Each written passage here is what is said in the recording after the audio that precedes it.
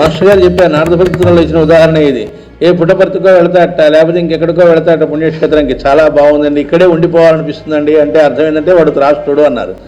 అంటే అర్థం ఏంటంటే అక్కడే ఎలా ఉండిపోవంటే నేను ఇక్కడ ఉన్నట్టుగా ఇంటి దగ్గర ఉండదలుచుకోలేదు అని చెప్పడంట. అది అలా కాకుండా అక్కడ కూడా అలా ఉండడం కోసం మనం ఉపయోగించుకోవడం కోసం, దానికోసం మనం ఏర్పాటు చేసుకున్నవి.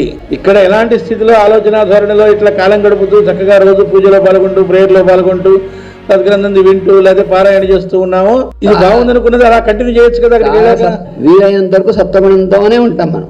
ఇక్కడ ఇంటికి వెళ్ళిన తర్వాత అప్పుడు అక్కడ ఉంటుందన్నమాట. ఇంటికి వెళ్ళగానే ఎలా ఉంటాం, అత్తతో కోడలు కానీ, కోడలతో అత్త కానీ, లేకపోతే కొడుకు కోడలతో తల్లిదండ్రులు కానీ, ఇవన్నీ ఇంటికి వెళ్ళిన తర్వాత ఈ వెళ్ళింది ఇంటి దగ్గర వెళ్ళిన తర్వాత ఇంప్లిమెంటేషన్లోకి వచ్చిందా రాదా అటువంటి దానికోసమే మెయిన్ ఇది.